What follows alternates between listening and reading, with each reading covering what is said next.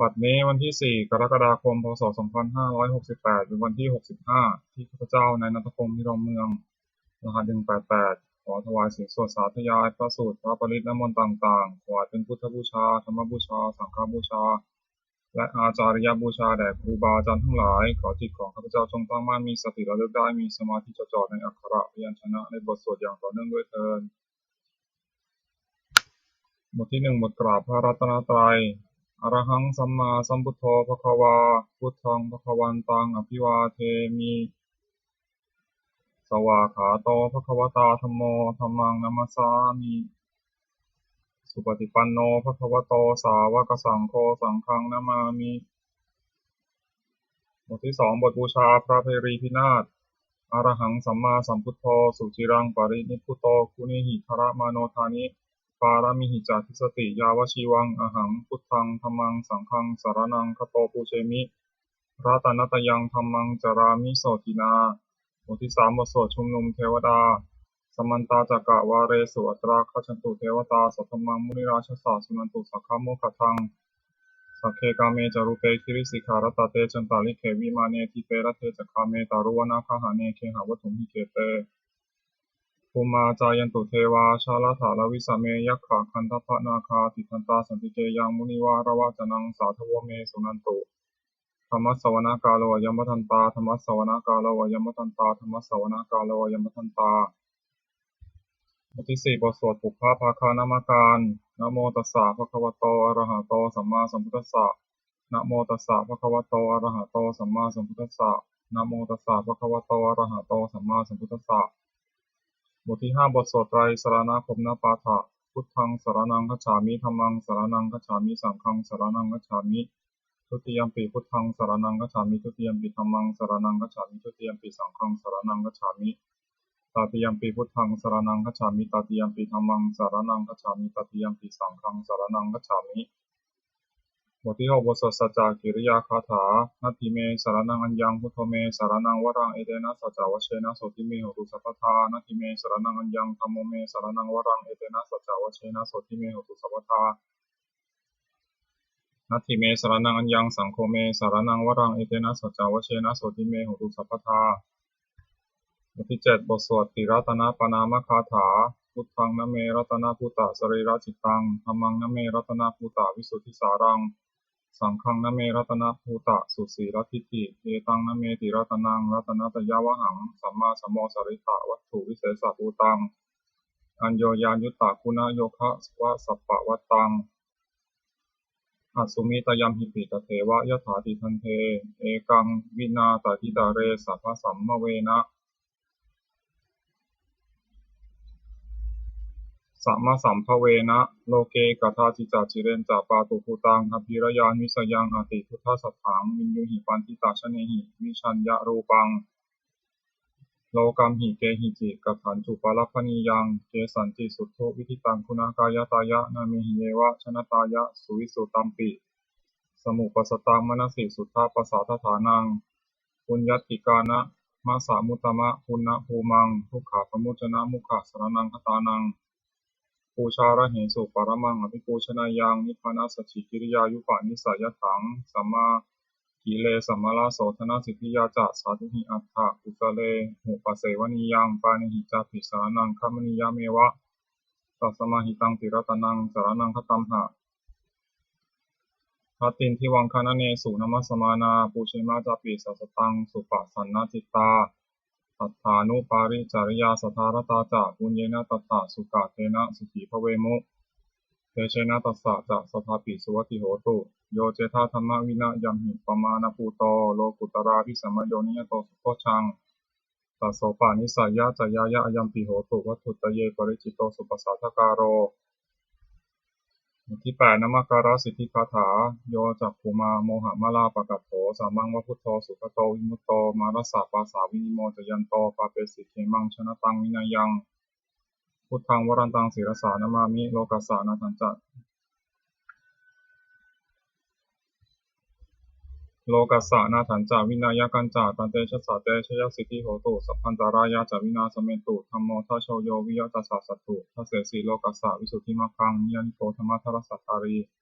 ส สตาวโหสันติกโรสุจินโนธรรมังวรันตังศิรสานามามิโมหะปทาลังอุปสันตทาหังสันเตชะสาเตชยสิทธิโหตุสัพพันตรายาจามินาสเมนตุสัทธรรมเสนาสุขตานุโกโยโลกัสสะปะปุปะกิเลสะเชตาสันโตสยังสันตินิโยชโกจะสวากขาตธรรมังวิธิตังกโรติสังฆังวรันตังศิรสานามามิพุทธานุพุทธังสัมมาสีรติติงสันเตชะสาเตชยสิทธิโหตุสัพพันตรายาจามินาสเมนตุบทที่9บทสวดนะโมการอัฏฐกคาถานะโมอะระหะโตสัมมาสัมพุทธัสสะมเหสิโนนะโมอุตตมะธัมมัสสะสวากขาตัสเสวะตินิทะนะโมมหาสังฆสสะปิวิสุทธัสสิสีละทิฏฐิโนนะโมโอมาตายารัตถัสสะรัตนตยัสสะสาธุกังนะโมโอมากาตีตัสสะตัสสะวัตถุตยัสสปินะโมการะปะภเวนะวิคัจฉันตุอุปัฏฐวานะโมการานุภาเวนะสุวัตติโหตุสัพพทานะโมการะสัตเตชนะวิจิมิโหมิเตชวาบทที่10บทสวดมหาสมัยสูตรเอวัมเมสุตังเอกังสัมปยังภควาสัพเพสุวิหารติกัปปิลวัตถุสมิงมหาวเนมหาตาภิกขุสังเฆนะสัตติงมัจจามะเตหิภิกขุสเตหิสัพเพวะอรหันเตหิทัสสะหิจาโลกัสสะตุหิเทวตาเยปุยินะสันนิปติตาโหติภควันตังทัสสนายะภิกขุสังฆัจจะอัตถโขจตุนังสุทาวาสกายิกานังเทวานังเอตัตถโหสียังโกภควาสัพเพสุวิหารติกัปปิลวัตถุสมิงมหาวเนมหาตาภิกขุสังเฆนะสัตติงมัจจามะเตหิภิกขุสเตหิสัพเพวะอรหันเตหิทัสสะหิจาโลกัสสะตุหิเทวตาเยปุยินะสันนิปติตาโหติภควันตังทัสสนายะภิกขุสังฆัจจะยานุนามยังปียนะภควาเตนุปัสสังกามายามะปัสสังกามิตวะภควโตสันนิเทปเจทคาถาปัสสยมาติอัตถโขตาเทวตาสยถาปีนามะพลวาปุริโสสัมมันชิตังวาพังภาษารยะภาษาริตังวาพังสัมมิชยะเอวะเมวะสุทธาวะเสสุเทเวสุอันตารหิตาภควโตปุระโตปาตุระหังสุอัตถโขตาเทวตาภควันตังพิวาเทตวะเอกมันตังอันตังสุเอกมันตังพิตาโขเอกาเทวตาภควโตสันติเกอิมังคทังอภาสิมหาสมโยปวนะสมิงเทวกายาสมาคตาคตัมหอิมังธรรมะสมัยยังทักขิตาเยวะอปราชิตาสังคันติอัตถโขปราเทวตาภควโตสันติเกอิมังคทังอภาสิตตาภิกขโวสมาทหังสุจิตังอัตโนชุกามกังโสสารทิวาเนตานิฆาเหตวาอินทิยานิลขันติปันติตาติอัตถโขอปราเทวตาภควโตสันนิเกอิมังคาทังอภาสิเชตวะกีรังเชตวะปริคังอินทะกีรังโอหะสัมเมชาเตจารันติสุทาวิมาตะคุมตาสุขันตาสุสุนาคาติอัตถโขอปราเทวตาภควโตสันนิเกอิมังคาทังอภาสิเยเกจิพุทธังสรณังคตาเสนเตกมิสันติปายะภูมิปหายามนุสังขิงเทวกายังปริโตเวสันติติอัตถโขภควาภิกขุมันเตสิเยปุยินาภิกขเวทัสสะสุโลกาสาโตสุเทวตาสันนิมิติตาโหติตถาคตังทัสสนายะภิกขุสังฆัจจะเยปิเตภิกขเวเอสุงอติตามัทธานังอรหันโตสัมมาสัมพุทธาเตสัมปิภควันตานังเอตปรมาเยวะ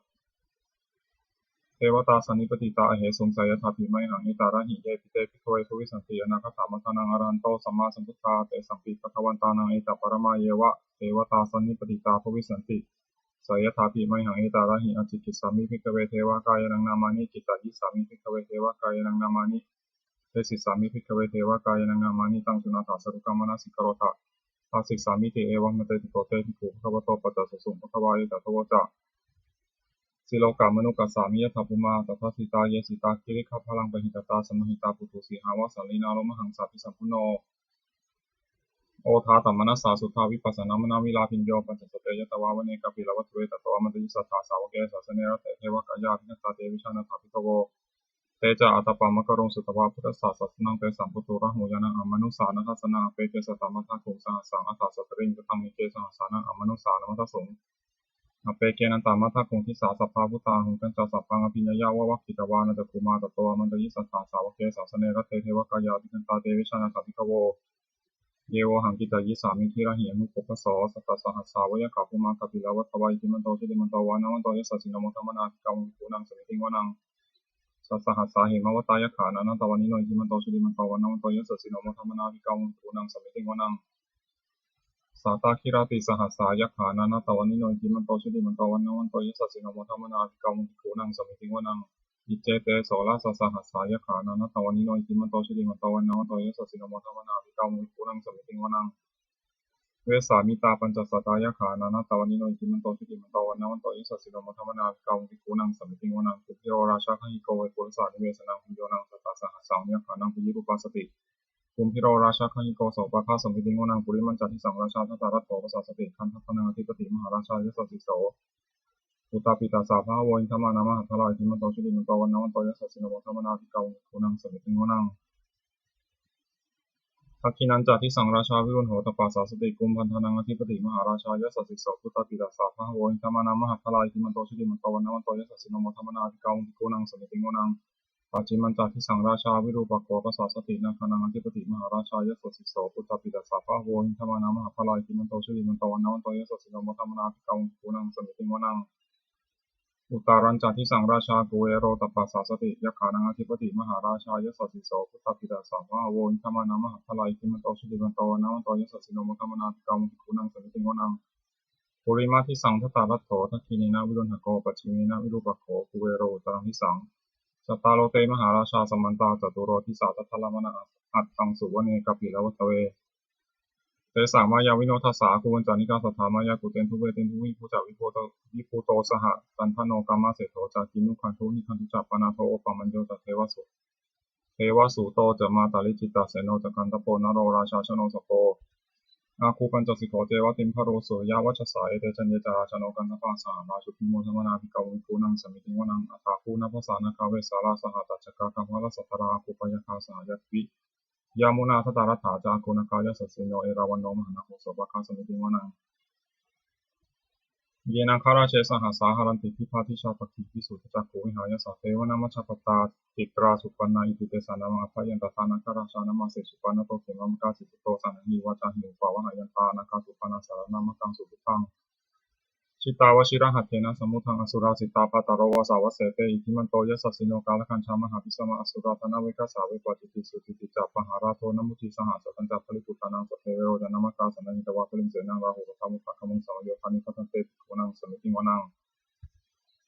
อาโปจะเทวาปฐวีจะเตโชวาโยตถาคมุงวารุณาวารุณาเทวาสมโมจะยิสสาสหเมตตากรุณากายิกาอังคุเทวายสสิโนทัสเสเตทัสสะทากายาสัตเตนะนัตตวันิโนอิติมันโตชุติมันโตวันนวันโตยสสิโนมัทธรรมนาภิกขุนังสมิติงวนังเวนทูจะเทวาสหริจะอสมาจะทวยามาจันทสุบนิสัตเทวาจันทมคุปรคิตาสุริยสุบนิสัตเทวาสุริยามคุปรคิตานัตตานิปุรคิตวะอคุมัทวะละหักกาวสุนังวาสวเสโสสโกปะคาบุรินทโตทัสเสเตทัสสะทากายาสัพเพนะนัตตวันิโนอิติมันโตชุติมันโตวันนวันโตยสสิโนมัทธรรมนาภิกขุนังสมิติงวนังอัฏฐาคูสาภูเทวาชาลามกิสิกขาริวาริตกาจโรสจะอุมาภานิพัสสิโนวรุณาสาธรรมะอาชุตาจะอเนชกาสุรายาลุจิระอาคูวาสาวเนสิโนทัสเสเตทัสสะทากายาสัพเพนะนัตตวันิโนอิติมันโตชุติมันโตวันนวันโตยสสิโนมัทธรรมนาภิกขุนังสมิติงวนังสมานามหาสมานามนุสามานุสุตมากิภาวตุสิกาภูมโนปตุสิกาถาภูหาลโยเทวายะจารุหิตวาสิโนปาราคามหาปาราคาอังคุเทวายะสสิโนทัสเสเตทัสสะทากายาสัพเพนะนัตตวันิโนอิติมันโตชุติมันโตวันนวันโตยสสิโนมัทธรรมนาภิกขุนังสมิติงวนังสุกาการุมหาอารุณาอาคูเวคานสาสหโอทาตะคยหาปาโมขาอาคูเทวาวิจักขณาสธามตาหารัคชามิสกาจายสัสสิโนธนยังอาคาปชุนโนยติสาอภิวสติทัสเสเตทัสสะทากายาสัพเพนะนัตตวันิโนอิติมันโตชุติมันโตวันนวันโตยสสิโนมัทธรรมนาภิกขุนังสมิติงวนังเขมิยาตุสิตายามากาทกาจายสัสสิโนสัมพิตกาลามะเศรษฐาโชตินามาจะอาสวานิมานารติโนอาคูถาภูปรานิมิตาทัสเสเตทัสสะทากายาสัพเพนะนัตตวันิโนอิติมันโตชุติมันโตวันนวันโตยสสิโนมัทธรรมนาภิกขุนังสมิติงวนังสัพเพเตเทวานิกายาสัพเพนะนัตตวันิโนนามันวะเยนะอคันจงเยจันเยสัตติสาสหะภูถาสาริมัคคีนังอภัตินามนาสวังนักเขมุขตรังนะคังจัตถังวาสิตาติตังสุภามาปตามโตจัย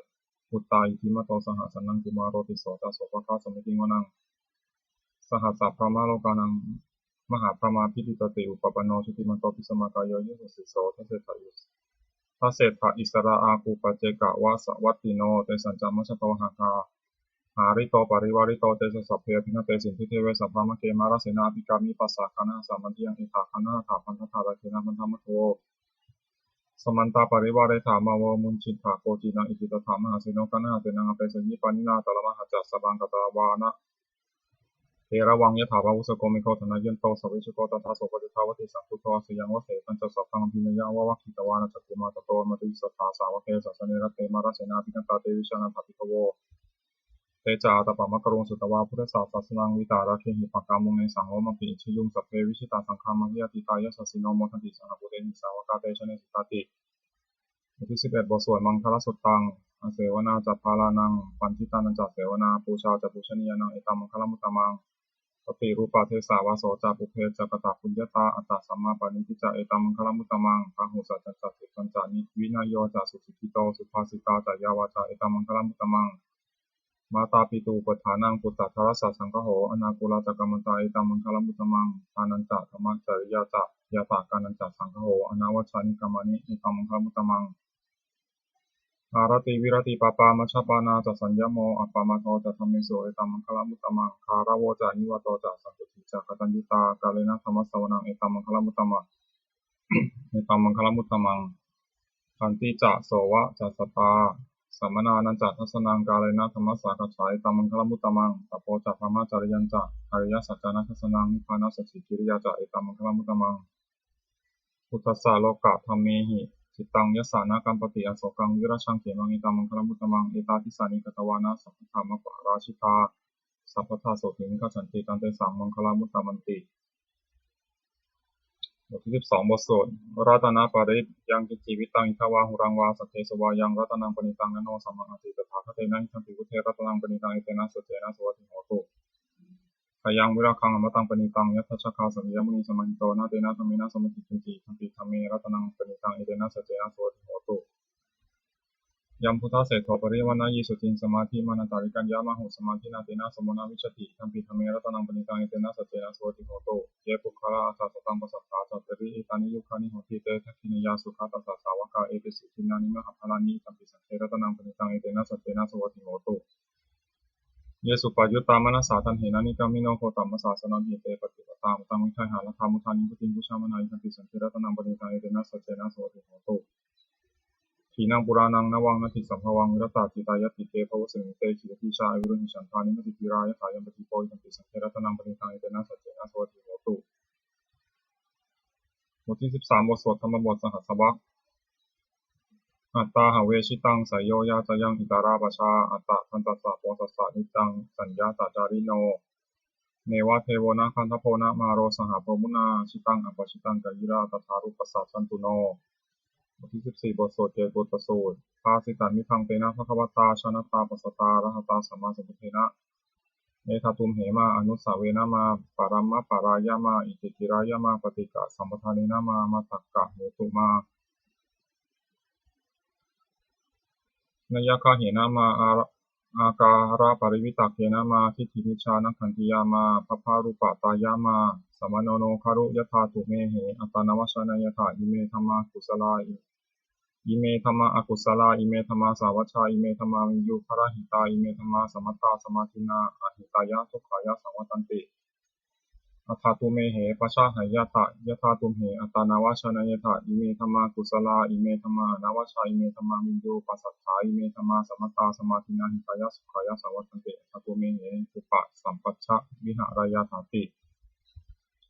บทที่15บทสวดอุปเนยสูตรอุปนิยติชีวิตามะปะมายุงชรุปะนิตัสสะนสันติตานาเอตังพยังมรณีเปขามโนปุญญานิกายิราถาสุขาวหานิอุปนิยติ